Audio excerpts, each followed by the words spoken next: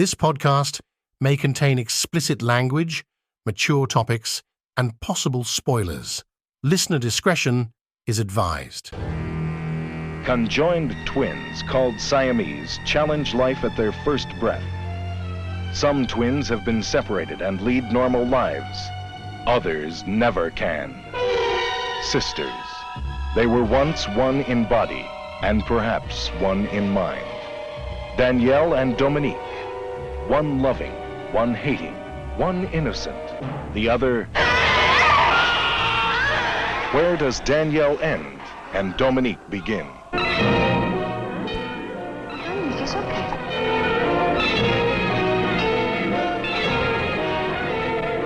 No, I can't remember. Go back, try.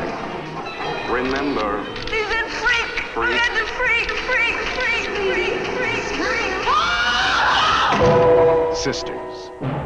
Rated R. Hello everybody and welcome to the very last episode of our DePalma December month here at Cinema Recall. I'm your host, the Vern, and I guess I could say I've saved the best for last, but all of our guests in the past have been the best. But these two gentlemen are also very great as well. I have on with me Matt and Ashley of the podcast Mashley at the Movies. Hello, gentlemen.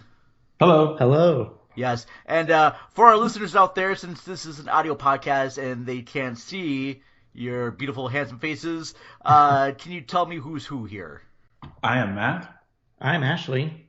Hello, folks. All right. Yes. So, Matt and Ashley, the host of the wonderful podcast, Mashley at the Movies. You can find them on Twitter at Mashley Movies. And they do a string of movie reviews. They just got done in October doing the 31 Days of Horror podcast. How did that go for you, gentlemen? How did you enjoy that? That's a labor of love for me. That's sort of my baby. I loved it. I always love it doing every year. It's a bit exhausting because,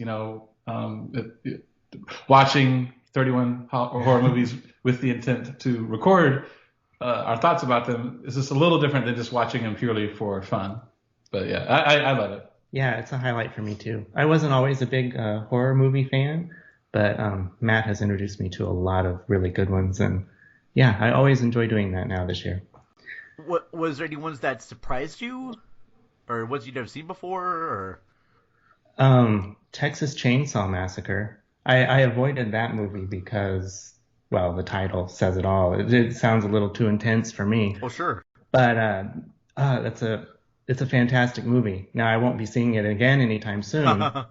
but yeah, what a wonderfully made horror film. Well, very cool. Now you guys don't just cover horror films; you cover a whole spectrum of movies. I'll ask you, Matt. Tell me kind of like how Mashley at the Movies came to be, and tell listeners about more of your show. This is your chance to plug away and let them know all about it. Sure. No, we started because we typically see a lot of movies. Pre-pandemic, we would often go to the theater, usually at least once a week. Every now and then, more than that.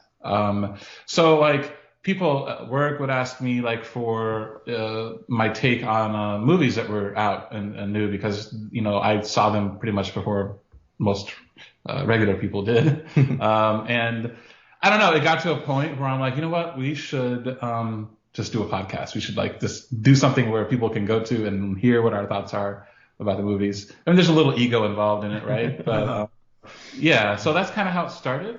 And we know growing up as kids, we watched the Siskel and Ebert show, and there's a YouTube movie review show that we watched pretty religiously. So that kind of inspired us. So yeah, that's how we started. We started our first episode was January 1st, 2018. So we're coming up on 3 years. Damn. 3 years. That is amazing stuff.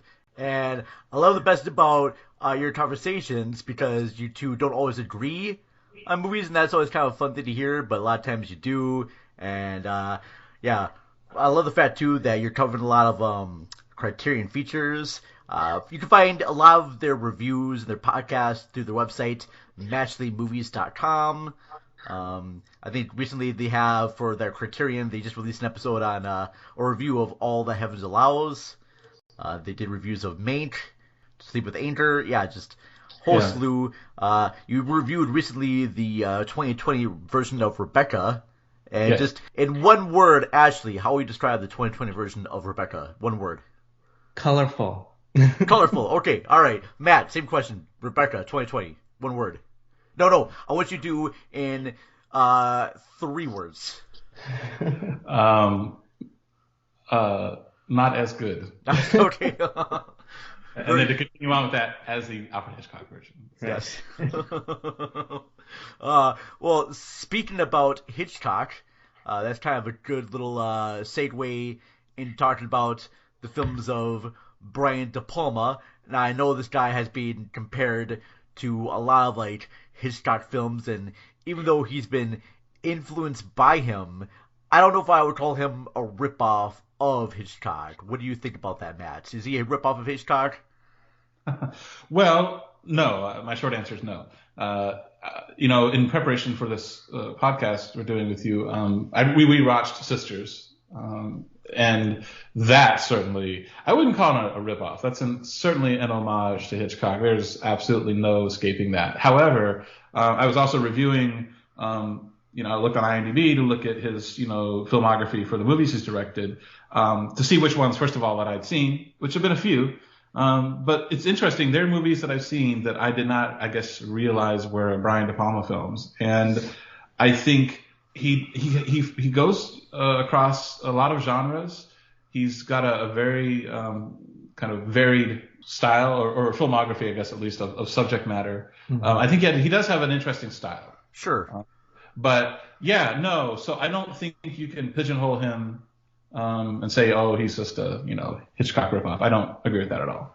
Well, I was listening to an interview that Quentin Tarantino had on the Masters of Horror, that podcast show that Eli Roth hosts, and he was talking about Brian De Palma features. And on the interview, he was saying that, yes, I'm pretty sure he saw Psycho and other movies and was influenced by that. But then I'm sure when Repulsion came out from Roman Polanski, he was like just more influenced by that as well.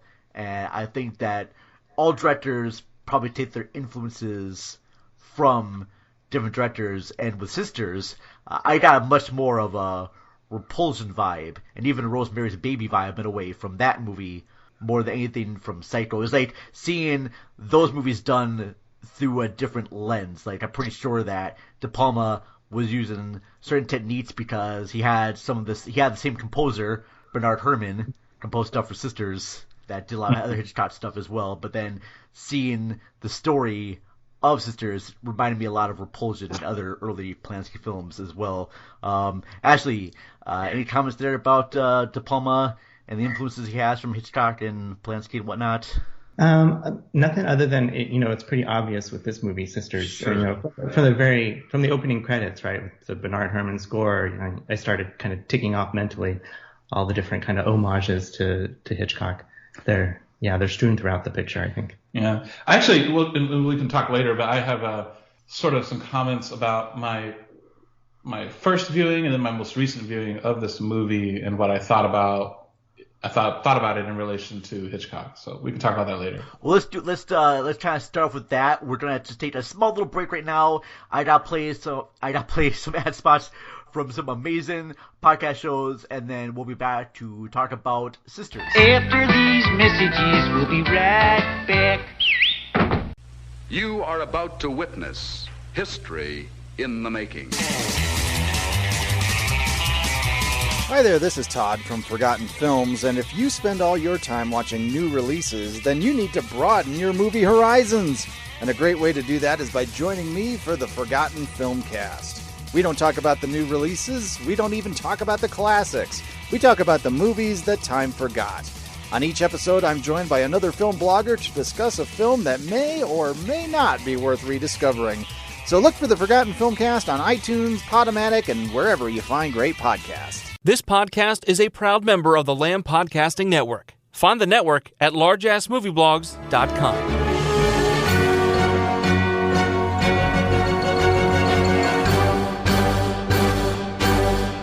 And we're back. Thank you very much for checking out those ad spots. We're here to discuss Sisters, not the Tina Fey Amy Poehler movie from 2015. No, we're going to talk about the 1973 movie starring Margot Kidder, Jennifer Salt, written and directed by Brian DePalma, music by Bernard Herrmann. Yeah. So I'll start with you, Ashley, on this one. Was this your first time watching the movie, or have you seen it before? We watched it last night, and that was our second viewing. All right. So I wasn't quite sure if you saw this movie separately before you watched it together, because it came out several years past. So it was your second time watching it together. Right. Yeah. Okay. So I'll ask you both, and tell me about the first time you watched this movie. When was it? I think when it came out on Criterion. Maybe. I'm not sure when it did. So we have the DVD of Criterion. Right. I know it's been since released on Blu-ray. Yeah. But we have the DVD, which works fine. Yeah. And I don't know, at least a decade ago, if not longer. Yeah, because I had forgotten a lot about it. So it was definitely good that we watched it again. Do you remember, your responses was your first time watching it? Because I'll tell you about mine, but I still want to hear about yours. Yeah, I mean, I remember really loving it. It has two actresses in it that I really love, Jennifer Salt and Margot Kidder, as you mentioned. I remember it being, suspenseful and disturbing, and I did remember the kind of Hitchcock homage that it obviously is. But beyond that, I couldn't really remember the actual plot details. So, I got a lot, I think, out of watching it again. Right. Yeah, I certainly, was looking forward to watching it again, but I almost wondered if I needed to. It turns out I did, but there are elements of this movie that are seared into my brain.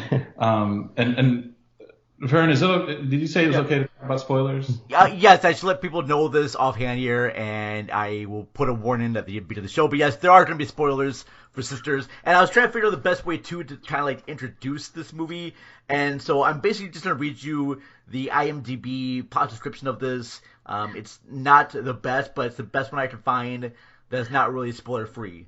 So it just says on here, a small-time reporter tries to convince the police that she saw a murder from the apartment across from hers, which I think is the best way to talk about this movie without getting into spoilers here, because this movie changes perspectives a lot in this. And that's what I kind of love about the movie, because you start with the perspective of one person, and then halfway through there's perspective changes, and suddenly we are in another character's shoes, and then halfway through that it changes perspective again, and then we're seeing the perspective of another character. And there's one key moment where that's displayed, but I'll talk about that later. But go ahead, Matt. I'm sorry, I was interrupting your story there. No, the murder scene that's described there, that's the part that was the thing I remember the most. Now, when we rewatched it for this podcast, a lot of stuff after the murder was a little more fuzzy in my memory, and some of the things I just didn't remember at all. But that murder scene, it incorporates a split screen. Yep. And the musical score, I did remember the musical score for Bernard Herrmann from this movie, and then the murder scene in particular, it is both familiar Bernard Herrmann and also unlike anything I've ever heard from him before. Yeah, a lot of synth work in there. Yes. Mm-hmm. And then you're right. It does change perspectives even in the murder scene. With the split screen, and you see a view from inside Margot Kidder's apartment, and then you see a view from Jennifer Salt's apartment. That I was really wowed by that, and I was also a little distracted because I was trying to figure out how do they do that technically, because they do the split screen multiple times throughout the film, and I'm like, so is this truly just a 2-camera setup where they have one camera on one side and one on the other, or is this actually done in multiple takes and it just is made to look like it's seamless? So, I don't know. It's very fascinating from a technical standpoint. And I think that scene kind of best shows the split of minds, because Sisters is essentially about conjoined twins that were separated. Yes, sorry, spoiler alert there, folks. But I thought that way that split screen was used in that moment was to show the splitting of the minds between the two sisters. Not physically right away, but kind of literally that way. Yeah. No. But let's one thing I kind of do want to start with here before we get to the story, the birth sequence is how things came to be before the murder sequence happens, because I thought it was actually great, and I don't really want to do like a plot by plot description, but the way the movie opens is absolutely brilliant. I love the title sequence. It's got this, like, you think you're going into this horror film with the score, those opening titles right there. You are in the mood for something suspenseful and tense. And then you go right away into this TV show called Peepers. This punch-like TV show. And so just the differences between the opening titles and that game show. I guess it is a game show, more like a punt show. I'm not quite sure how to describe Peepers, but it's based on, I think I read somewhere, it's based on Candid Camera. So. Oh, okay. But very much more like a raunchier Candid Camera, because apparently, I guess, girls get naked, and I guess this guy is trying not to look, and if he doesn't look, he gets points or something. Yeah, well, it's interesting you mentioned the kind of contrast between the opening credits and then the opening scene, because, you're right about the opening credits and the score and whatnot. And then we kind of get punked again, because when the movie opens, the movie actually opens on a close-up of Lyle Wilson's crotch through his boxers, I guess, and he's zipping up his pants, and he's in a locker room. And then Margot Kidder comes in looking like she's blind and starts undressing, and so you think this is just, a scene in the movie, right? And then it turns out, no, this is actually a clip that they're showing on a game show. Yeah. It's a scene within a scene. It's like very much like a misdirect, and I kind of feel like this is sort of like Brian DePalma just going, hey, look, folks, I'm going to totally misdirect you in this movie. All right, here's a little preview. Here's a little hint that I'm going to totally just kind of fool around with you. And what you think you're expecting, you're not really going to expect there. Now, I didn't really... Also, I'll say this, too. It's also the first clue we get that this is a fairly sexual movie. And you see that from this opening scene where people are undressing or putting on their clothes, and that is voyeuristic. Mm-hmm. There's a theme of sexuality and voyeurism that runs throughout this movie. And this opening scene, I think this kind of kicks things off with that. Very much so. And then on the second viewing of this movie, too, I picked up on, there's another subtext, I think a misogynistic subtext. Sure. That this game show gets right at, right? Mm-hmm. She's already being exploited. Mm-hmm. There's that voyeuristic element. So yeah, it catches you off guard after the title sequence. But yeah, it gets right to the themes of the movie. So this is where you kind of like first meet Margot Kidder's character of Danielle Britton, and she. So the guy that was at the contest, I don't remember his name. Lyle Wilson. What's that? Yeah. Oh, say that again. Lyle Wilson. He plays Philip Wood. Oh, Lyle. Okay, thank you. Okay, so Lyle Wilson and Margot Kidder's character, they end up going on a date. They end up going into this restaurant, which I'm sure at the time was fine, but I don't know today it would work so well. Maybe it will. I don't know for sure. An African restaurant that actually serves, African cuisine wouldn't be too bad if they, put the right clientele in there. I'm not sure. And then they actually do end up going home together. And the morning when he wakes up, finds out that I forgot when he finds out that it's her birthday, but he ends up getting a cake. I don't quite remember how he got the cake, because I did watch this recently, but it's been like a week since I last watched it. And well, he has to go out to Margot Kidder she's taking medicine. Okay. She needs more, and so she needs more, and he goes out to get her some, I think, from the pharmacy, and then he sees a bakery. Yes. Okay. Where he decides, hey, I just found out it's her birthday and her sister's birthday. Yeah. Because she mentions her sister Dominique. Yeah. And so he decides to go in and get a cake with a message on there to both of them. And we have a lovely cameo, an uncredited cameo from the great Olympia Dukakis, who is a She plays somebody who works at the bakery. So yeah. Oh, okay. Oh, very cool.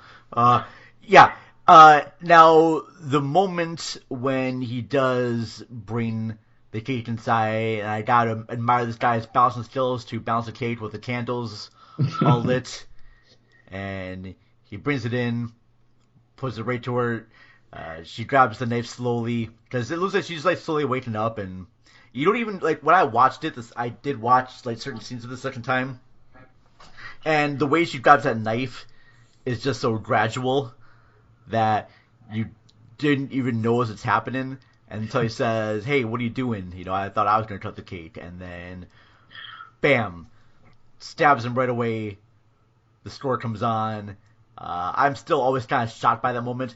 Now, I do know I did watch some documentaries of this film, and the fact that Margot Kidder herself was going slowly and slowly more insane as they shot this film, which doesn't surprise me. I mean, Margot Kidder has had a really tough life, and bad things happen with her. I'm not going to go into too much details about that, but the look in her eyes was just insanely looking right there. I mean, rewatching it again, what did you think about her performance in that scene? It was good. I remember that scene. It was different watching it after the first time, because the first time you know something's not right, but you're not quite sure what's going to happen, and and something is.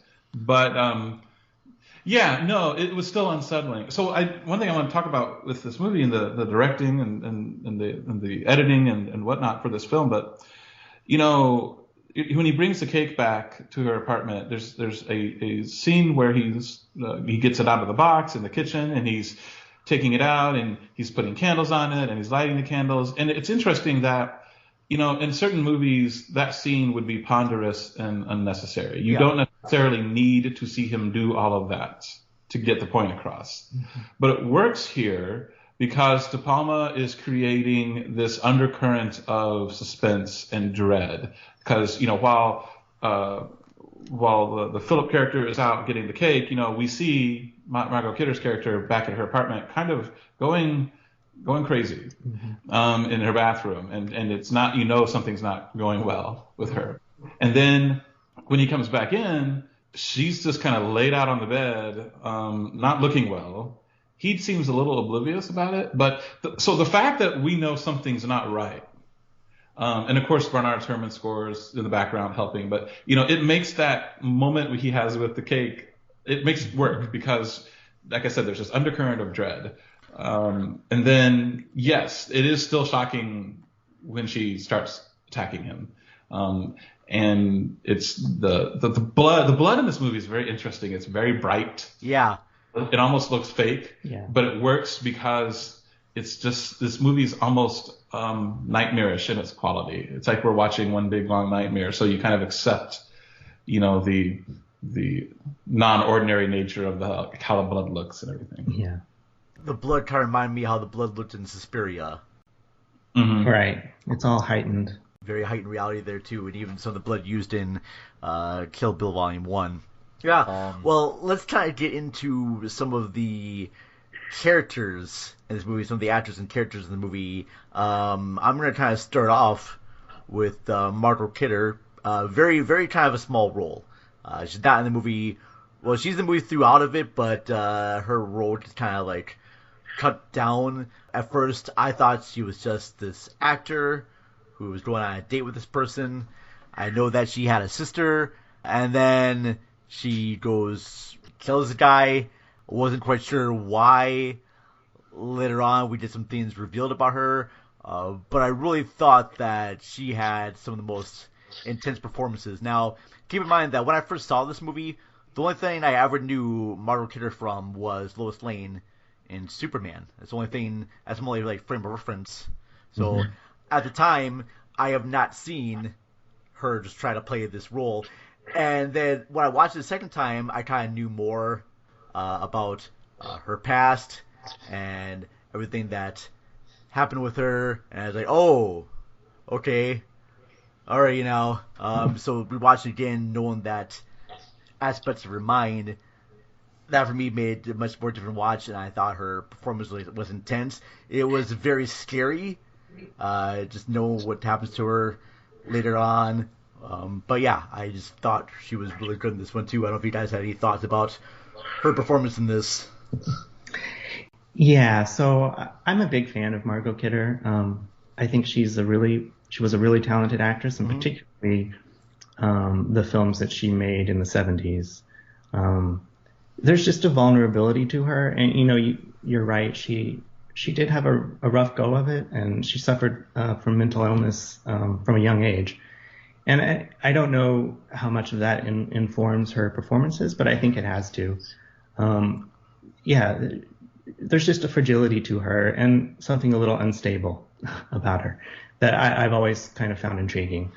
And, it's just a year after this that she starred in Black Christmas. Yes, that's right. Also, very much different performance in that one, too. That one, she kind of plays, the drunk comic relief in a way. But she always gets into performances, like, really hardcore. Because I know, like, on the making of Black Christmas, she was actually really drunk during the role there. And when she got into her performance of Sisters, like, the moment that Matt talked about before, where she's in her apartment kind of going crazy, she actually started to get really, like, into her role. Like, these things were happening to her for real, and there are moments on set where she would, like, break down and cry. And now I know that both Margot Kidder and Jennifer Saltz, they each shared an apartment before this movie was made, and they used to have a bunch of, like, filmmakers and actors show up at their place.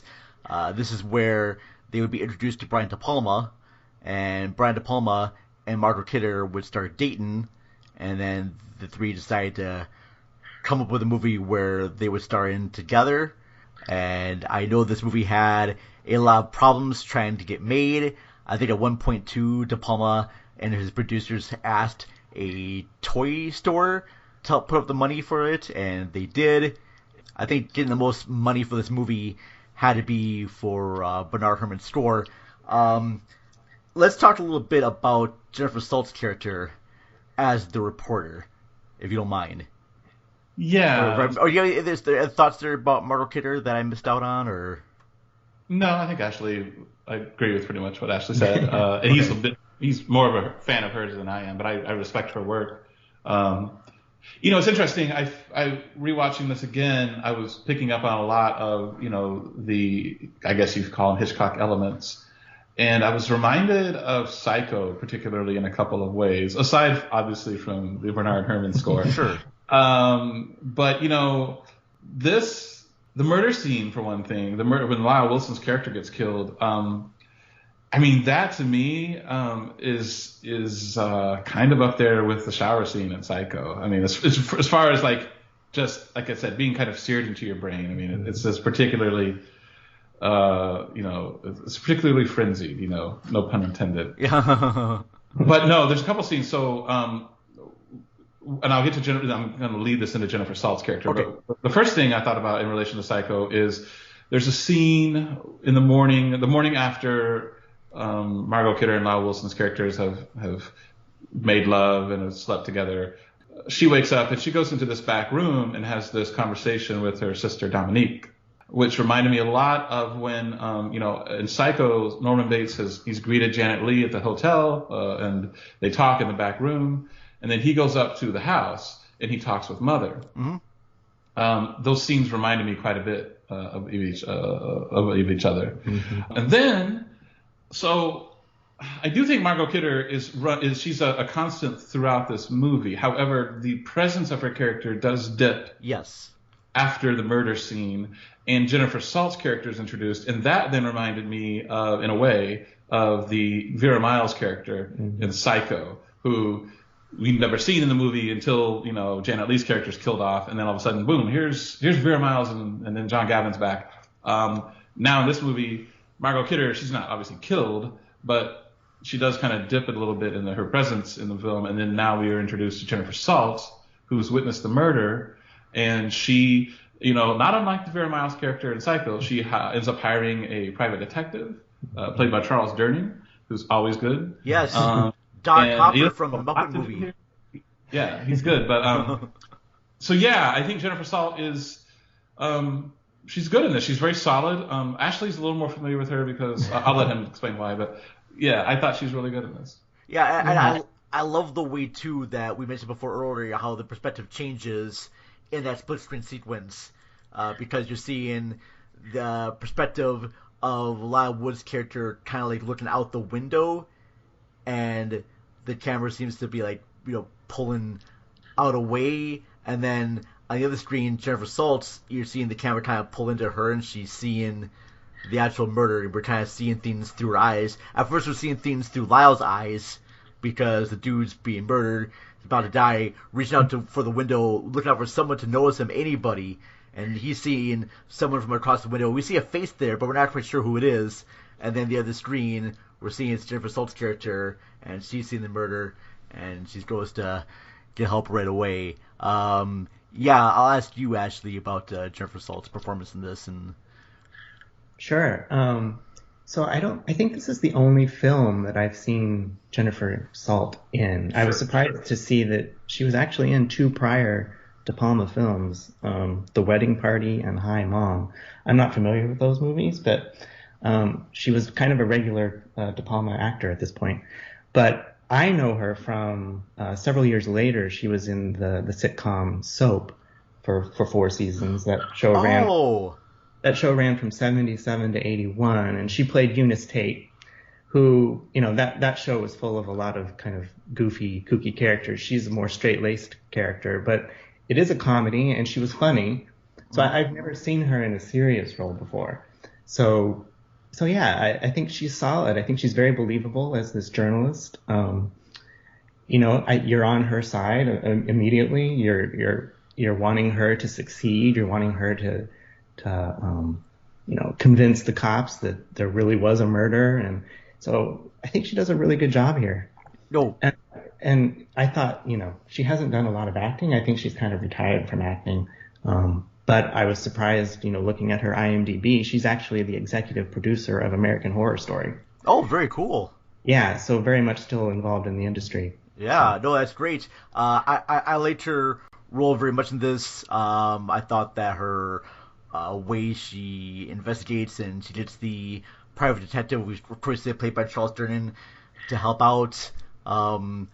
There's also another actor in this that I forgot to mention at the start of the show, and he also plays kind of a big part in this besides Margot Kidder and Jennifer Saltz, and that is, I believe, William Finley, who plays Emil Breton. He plays the sort of like, at first you're not quite sure what his relationship is because he is there to help Margot Kidder's character clean up the mess and clean up the body and sort of make sure that Jennifer Saltz's character doesn't investigate more into this, though, because I think he tells her, or at least Jennifer Saltz's character, that he's Margot Kidder's doctor, if I remember right. I think I may be off on that one. I'm not. Well, he's introduced in a few different ways. I think at one point he's introduced as her ex-husband or something. That's okay. Yeah. And it's a little, I'll be honest with you, having watched the movie again, and I'll be honest with you too, that I'm not as up on the back half of this movie as I am the first Yeah, half. Same here. And the back half starts involving dream sequences and whatnot, and I'm a little unclear about. I mean, the sexual themes continue very prominently in the dream sequences, and include his character like making out with Margot Kidder, but in a room that's in front of people watching. And I don't know what exactly is going on there, but it was creepy. Yeah. And I don't know what his actual relation to her was. Yeah, here's the thing too, folks. Like, when I'm watching the movie, after the murders happen and Jennifer Saltz's character is introduced, then we're into the investigation part of the movie. This is where he starts hiring a detective. There is a moment that happens when the police come to, I guess, investigate the murders, and it's kind of a split-screen sequence where they're trying to clean up the mess as well, and they're interviewing Jennifer Saltz's character about what she thinks she saw, and they're trying to clean up the mess before the cops go to find the room cleaned up. This is the moment too where they stuck the body in the couch cushions. And I know that the producer of this movie told DePalma, was like, hey, look, that will never work. You'll never get a body in there. And DePalma says, no, I shot this all in one take so that we can put a body into the cushion of the couch there. And so that moment worked out. But after she does her investigation and she finds out about this hospital, that's where things get kind of lost for me. Everything becomes really surreal and out there and crazy, and it's really hard for me to describe this without you actually seeing the movie. And this is where a lot of the spoilers happen into the movie. I just like the fact knowing that it's a psychological thriller where you don't really quite know how it's going to end. And even though I've seen it twice, I just watched it last week or so, I still forgot a lot of it. And I think that's the power of the movie, that I can rewatch it and it'll still seem shocking every time. We talked about that moment when Lyle's character gets killed. When I rewatched it the second time this first week, I totally forgot that's how he got killed. I know he dies, but I just totally forgot how he dies. You know?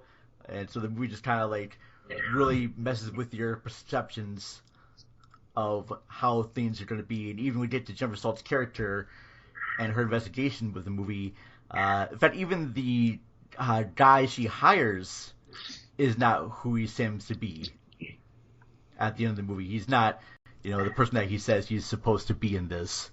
I think he is. He is. Okay. He's just a dogged private investigator. I mean, really, he's like a dog with a bone.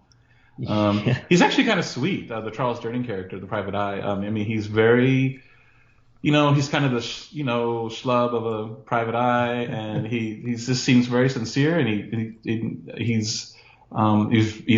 follows his lead up until the very end of the movie. At the very end of the movie, he's still following his lead. Yeah. Yeah. Now, I know we kind of talked briefly about Hitchcock's influence in this movie too, but rewatching it this time, I really got the strong Repulsion vibe that Roman Polanski made about a woman that slowly is going insane. In fact, a lot of the moments that happen in Repulsion happen in Sisters. Have you folks seen Repulsion? I have not. We have not. I don't know. Okay, yeah, because there's a lot of moments in that. Oh, well, that's totally Polanski theme right there. Sorry, folks, I'm just trying to get my notes in order here because I just really want best to describe this movie without ruining it out there for audiences there. And that's gonna be hard to do on the show, and I apologize immensely. But when Jennifer Salt is doing her investigations on trying to get the police to believe her, I find it kind of odd that no one seems to believe her that much. The only one that really kind of does is Charles Durn's character. And I don't even quite remember how they discovered about the hospital that Margot Kidder was staying in. Do you remember? Jennifer Salt follows Margot Kidder and William Finley from the apartment. Oh, she follows them. Okay. All right. Yeah. Well, and it's interesting, too. You mentioned how the police don't really believe her. I found it interesting that she doesn't have a very good relationship with the police. Sure. Because she's a journalist who has been doing some stories about police brutality. That's something that I had forgotten. And, apparently this has been an issue for a long time. Yes, that was a little bit of an awkward part. So when they're doing the split screen, this is just immediately after the murder.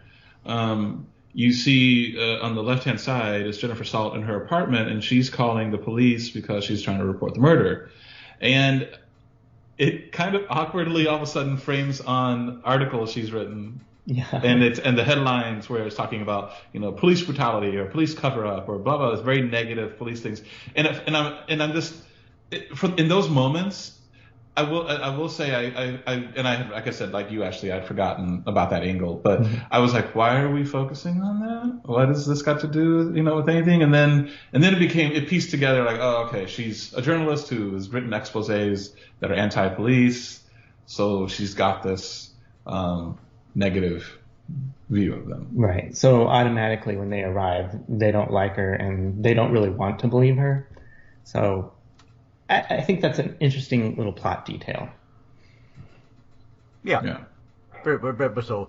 Well, one thing that this movie has a lot of is visual style, the use of camera moments in this as well. But also we should talk about the notion of conjoined twins, because this movie is basically about conjoined twins who just got separated. And I remember in an interview with Brian DePalma, he says that he saw this article about these two conjoined twins, and one of them, they're just approaching adolescence, and one of them looked all bright and happy, but the other one looked like dour and sad, and just kind of like a little darkness of this. And so I want to ask you folks, I mean, do you think this movie is kind of look at the bright and dark side of our own personas? I mean, the movie sisters, both Dominique and Danielle, I mean, they are twins, but do you believe that there's like kind of a dark side and a light side to all of us, and this movie just kind of like has a visual representation of both that?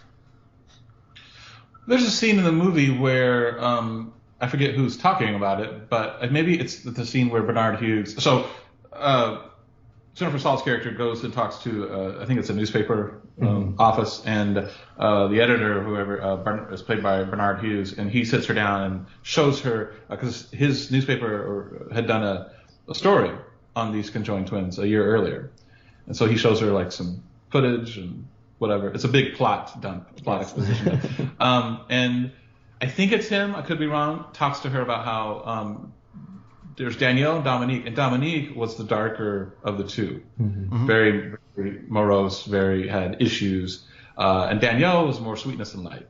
But he made a point of saying that he thinks the only reason Danielle was that way was because of Dominique.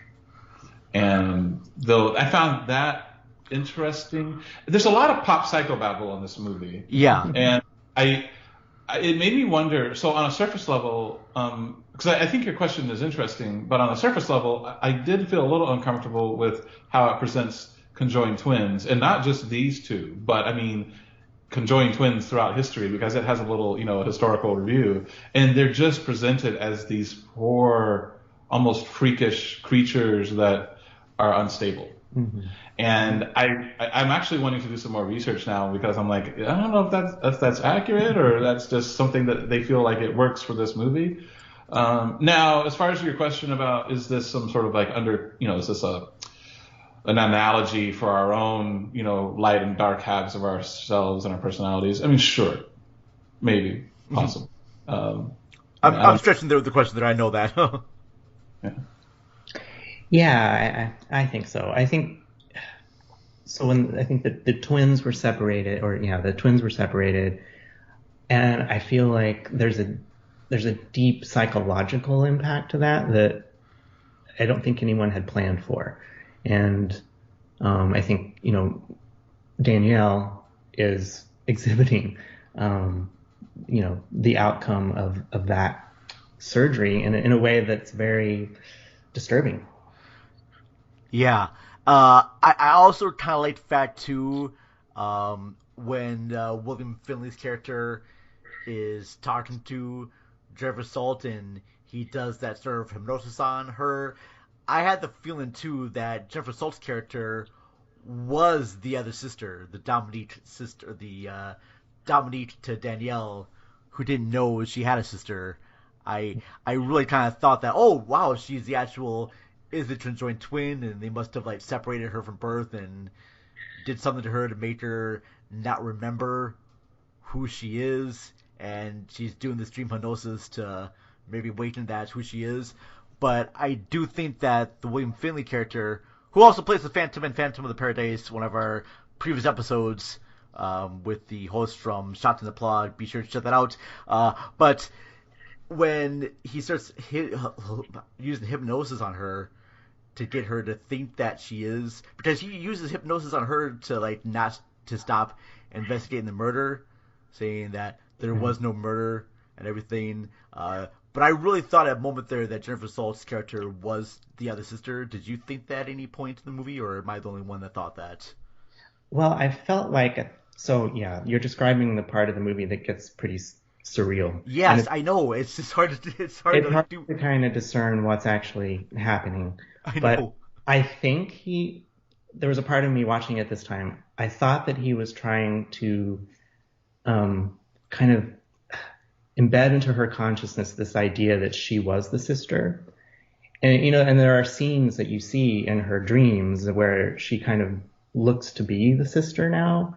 And I don't know if he's trying to replace Dominique so that Danielle will be better. Because it seems like, you know, obviously a big part of her psychosis is missing her sister. So I kind of felt like that was his motivation. But then, you know, in the end, it wasn't successful if that was his motivation. So I'm not sure exactly what was going on there. But it makes for some very interesting and disturbing scenes.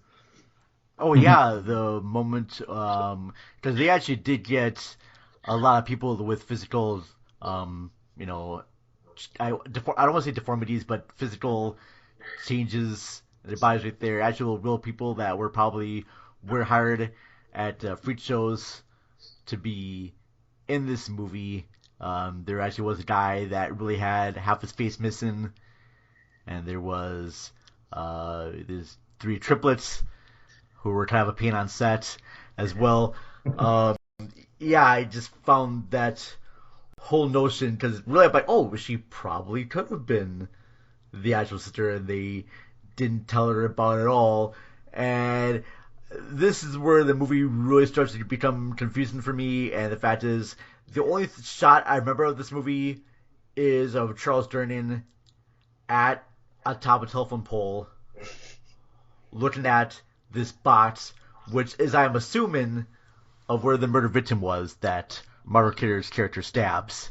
I do remember that shot the most. I remember the very opening sequences after Margot Kidder kills the character, but it's that whole kind of middle sequence right there. And you mentioned that this is a dream, and it feels kind of like a dream too, because you recall it, but you can't really describe it to people. I don't know, Matt. Maybe you can help me out here in trying to explain a little bit more about that dream sequence. And then at the end, I believe that Jennifer Salt's character escapes, but I'm not sure. Yeah, she does. I can't help okay. It's actually, if there's a part of the movie that I maybe dislike, it's actually the dream sequence. And I don't, you know, I know between the two of us, Ashley's a little more open to the whole surreal nature of certain movies, but I don't know, man. I mean, like this movie follows a certain grounded reality for a while. I mean, it is heightened. I mean, like, you know, the style of this production is really cool, and I like it. We talked about the split screens and the score and the whatever, but it all is still relatively grounded in reality. Mm-hmm. And then you introduce this weird dream sequence, which I don't know. I feel like the back half of this movie has certain parts that are trying to be weird almost for the sake of being weird, and it's not.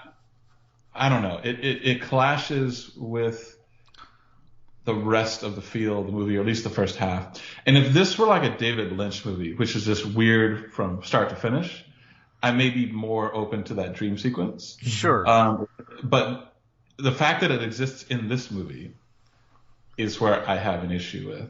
So I can't describe that. But yeah, Jennifer Salt does escape. I will say too, a couple of just random thoughts. Jennifer Salt's character has a fate that befalls her at one point, which is a fear that I don't know why it's a irrational fear that I have, and maybe I just do, which is you go to a mental hospital and you accidentally get admitted. Yeah. That's a weird thing I have. Another random thing, I want to give a quick shout out to Dolph Sweet, who plays Detective Kelly. He's one of the police that comes to investigate the murder after Jennifer Salt calls the police. I remember him from a kid growing up. He was a chief on Give Me a Break, the sitcom with Al Carter. Oh, yeah, of course. So he's good at playing policeman. And I do want to reference real quick back to something I mentioned earlier, that I had a sort of a different take on this, viewing it from the first time I saw it and now this most recent time. And real quick, what I say about that is my takeaway from the first time I watched it was, wow, this is like a Hitchcock movie that's not made by Hitchcock. And my second time I watched it in preparation for this, I thought to myself, this is weird because I was struck by the incongruous nature of the Bernard Herrmann score with a movie that didn't really seem like a Hitchcock movie. So the visuals of this seemed just it seemed much more modern and gritty than a normal Hitchcock movie. But it had the familiar Bernard Herrmann score that we associate with so many Hitchcock films. Yeah. So I sort of had this weird disassociation for a little while. And then I just kind of slid into it and got used to it. But yeah. Those are some of the random thoughts I had. No, I love that. And I do agree with you too that yes, it does kind of feel like a Hitchcock movie with the DePalma score and even some of the framing choices that were used. I know we get to the split screen. That's more of a Brian DePalma stature right there. But I mentioned earlier though, when I rewatched it the second time, I got much more of Repulsion vibe. And if you folks ever get a chance to watch that movie, I would recommend it. Just because Catherine Deneuve actually plays a similar role that Margot Kidder plays in this movie. If you haven't seen Repulsion is about a woman who's left alone in her apartment after her sister goes away for a week. Now, Catherine Deneuve is a very sexually repressed person. She keeps getting hit on by a bunch of men. And when she's left alone in this apartment, she believes that a lot of men are coming into her home to rape her and destroy her. And there actually are a few men that are doing that, but some aren't yet. There are moments that happen in Sisters, especially near the end when Jennifer Salt's character goes to the hospital. A lot of surreal sequences that happen in Sisters happens in Repulsion. So I think that, like I said before, the director was very much influenced by those two different directors and those styles and want to put a movie together. Now I know that right after this movie, De Palma would make Phantom of the Paradise, which is a very tongue-in-cheek horror musical comedy, very much a different form. I do love the fact too that even though De Palma is influenced by Hitchcock, and we mentioned before earlier, he has done a slew of other different movies. He doesn't stay in just one particular genre. I know he's best known for like Carrie and The Untouchables, but he has done just a whole slew of different movies. And Can I use this moment then real quick to shout out that I am maybe the only fan in the world. Fan maybe is too strong, but I feel like I'm the only person in the world who likes Brian De Palma's movie from 2000 called Mission to Mars. I have not seen that one. I heard a few people talk about that on the show, and I will check that out. Hoping I can maybe rent it because I've noticed I watched a few of De Palma films on Stars, and I'm not doing that anymore just because they don't show the movies in the right aspect ratio when you watch movies on certain premium channel streaming sites. So I'm doing my best just to spend the $4 or $5 and just rent the movie because I'm going to get the film the way that it was going to be. So if I find Mission to Mars on there, I will check it out. Yes. Again, though, it's not very well thought of by most people, but I enjoyed it. I saw it in the theater and I thought it was fine. All right. Very, very cool indeed. Well, any other kind of thoughts here about Sisters that we didn't really go over yet? No, I think I've said a lot of what I think of it. I mean, I think it's a really striking film. It's mesmerizing in certain areas.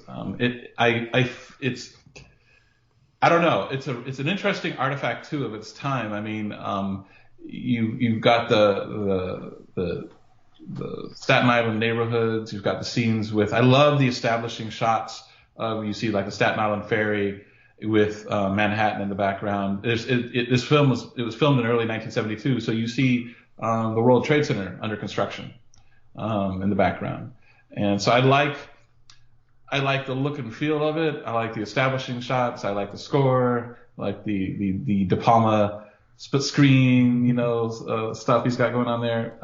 The performances are you got two strong female performances in the two main leads here. It's got a lot going for it. There's also some weird voyeuristic, sexual, some slightly misogynist undertones to it that are kind of odd, I find. But, no, I like it. I think it's a great movie. Go ahead, Ashley. I'm sorry. Go ahead. I'll just say, I mentioned before, seeing it a second time, I picked up on this misogynistic subtext, and I'm not sure completely what I mean by that, but I find it interesting and rather sad that by the end of this movie, both of our principal actresses, these characters, they have been abused in a way and psychologically manipulated in a way that is very harmful to them. Sure. And, Jennifer Salt, her motivation and her desire was to do this wonderful article about this murder. And now she doesn't believe there is a murder. Yeah. I found that to be very powerful, and it's something I didn't really pick up on before. That you have a good point right there too. Yeah, she totally, she's been influenced and brainwashed by the male counterpoints to not even prove there was a murder anymore. That's why I kind of like the ending with Charles Durnan kind of being there. He's the one that kind of still believes that there is a murder, and I'm pretty sure that he's going to maybe help convince Jennifer Salt's character. So it does have it does end on a sad note, but there's just like this little glimmer of hope. Right, yeah. That maybe things can turn around. Now, when I was doing kind of research on this movie, I did not realize that this movie has a remake. Oh, I didn't either. So there was a remake that came out in 2006 that stars Chloe Sevigny as the Margot Kidder character, but they call her Angelique Annabelle. And then, my fault. Chloe Sevigny, she plays the reporter that Jennifer Salt plays, and then this actor Lou Dalton plays Angelique Annabelle.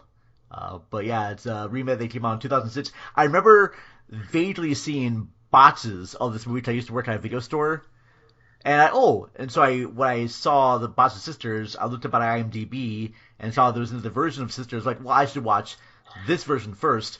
But I never got to see the 2006 version, and I can't find this movie anywhere. It's not playing online anywhere.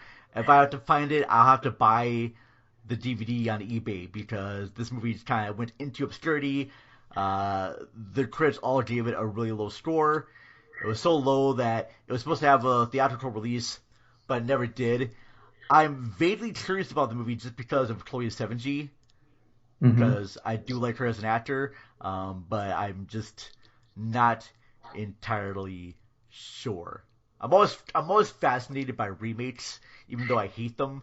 I'm always slightly fascinated by this, and being the fact this came out a few years later, I may check this out one of these times here, but not anytime soon. Definitely not for Diploma December. Before we kind of get wrapped up here on our Diploma December, I'll ask you, Ashley, name your 3 top Diploma films. Oh my gosh, I need to see a list. Oh, okay. Dress to Kill. Okay. This one, Sisters. Okay. Aren't you a fan of Blowout too? Oh yeah, I do love Blowout. Yeah, so those are my 3. All right, Matt, what about you? What's your top 3 Diploma films? Well, I think my favorite is probably The Untouchables. And then after that would be Mission Impossible. And, I realized at the time that was lambasted by the folks who had made the Mission Impossible series. In fact, I think Greg Morris walked out of the screening of that. He'd been an actor in the original television series, and they just thought it was awful. And I won't get into why, but I liked it, and it kicked off a really solid spy movie action franchise. And then I guess my third actually would be Sisters. Nice. Yeah. Very cool. As for me, let's see now. I really this is a tough one. I gotta go more for blowout for sure. I gotta put Carrie on there, and the new recut version of Raising Cain. Raising Cain is a movie that I liked John Lithgow's performance in that one, but it was too kind of the story. But once I saw the new director's cut, recut version of Raising Cain, that just raised it up higher. Those, and that's my top 3 for right now. I probably put even Phantom of the Paradise, and maybe Snake Eyes, and Mission Impossible on another list as well. So I've got 2 of the movies right there. I'm gonna be rewatching the DePalma documentary that came out from A24, just to get more insights into his other movies, and I like the interviews he had on that program as well.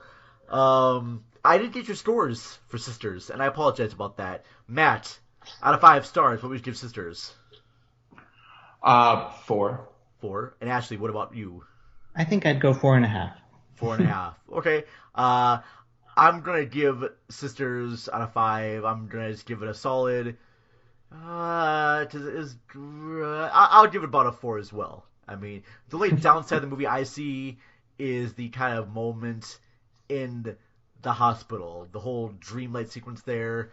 It's fine, but if it was done in another director's hand, it would have been a lot better. So I'm gonna give about a 4 as well. So I think our scores total up to about be like a 12.5. So strong score here for Sisters. Yeah, that's gonna kind of wrap up our discussion about Sisters. I do want to give a big shout out and thank you to Matt and Ashley. Thank you very much, gentlemen, for helping me out on this episode. Hope you guys had fun talking about the movie Sisters. We did. It was enjoyable to talk about it with you, and thank you for having us on the program. Yes, thank you so much.